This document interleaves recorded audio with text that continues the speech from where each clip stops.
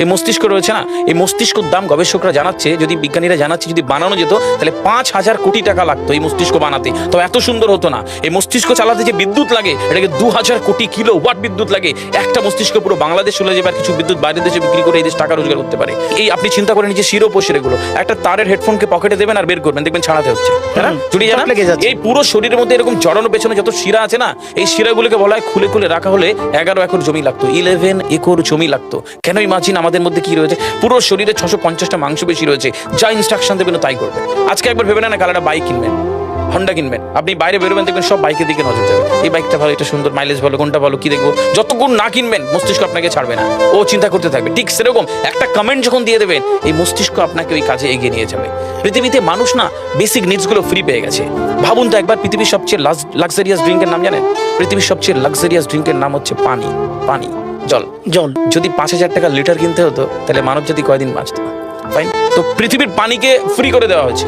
Oxygen, একটি গবেষণা জানায় সারাদিনে একটা মানুষ যত অক্সিজেন নেয় এই টাকা দিয়ে কিনতে হতো তাহলে 3.5 লক্ষ টাকা লাগতো একদিনের। শুধু রাত হয় বলে আপনাকে কত টাকা ইলেকট্রিসিটি বিল দিতে হয়, তাই না? ফ্রি পেয়েছি। আমরা সারাদিনে যতবার অক্সিজেন নিই, শ্বাসটা নিই, 17,609 থেকে 23,608 বার। এই যার একবার দমের কষ্ট সে জানে একবার শ্বাস নিতে কত। তাহলে বেসিক নিডসগুলো তো ফ্রি, আর বাকি জিনিস আল্লাহ সুবহানাহু ওয়া তাআলা দিয়ে দিয়েছে। আপনার আমার জন্মের সময় সব দিয়েছে, একটা উইল পাওয়ার ঢুকিয়ে দিয়েছে, যেটাকে বাংলা ইচ্ছা শক্তি বলে। এই ইচ্ছা শক্তির বলে আপনি এখান থেকে বেরিয়ে কালো বলে চুরি ধরতে পারেন, আবার অভুক্ত মানুষকে একবেলা খাওয়াতে পারেন। এই দুটোর জন্য আপনার বিচার হবে আর আপনার জীবন একদিকে যাবে। বুঝতে পারে, ফিল করতে কেন দেওয়া হয়েছে। আমরা বেশিরভাগ মানুষ দেখবেন নামাজে দাঁড়ানোর সময় চিকন একটা ঘেমো গন্ধওয়ালা পোশাক করে নামাজে দাঁড়ায়, বিয়ে বাড়ি যাচ্ছি হেভি ফিটফাট করে। কখনো এটা ভেবে নামাজে দাঁড়ায়নি যে আল্লাহ সুবহানাহু ওয়া তাআলার সামনে দাঁড়াচ্ছি, যিনি আমাকে সৃষ্টি করেছেন, আমার রবের সামনে দাঁড়াচ্ছি। এই ফিলটা হয় না। আমি সিজদায় গিয়ে বলি সুবহানা রাব্বিয়াল আলা, ও ঢাকায় নামাজ পড়ছি আর ঢাকুরিয়াতে রয়েছে আমার মন, কেন মানে বুঝি না। আমরা তাকবীরে তাহারিমা করি আল্লাহু আকবার, আল্লাহ সর্বশ্রেষ্ঠ, ফিল করি না। যখনই না ফিল করবেন তখন অনুভূতি আসবে না। সূরা জুমার আয়াত নাম্বার 9 খুব সম্ভবত আল্লাহ সুবহানাহু ওয়া তাআলা কোরআনে বলছে যে জানে আর সে জানে না, দুটো ব্যক্তি এক হতে পারে না।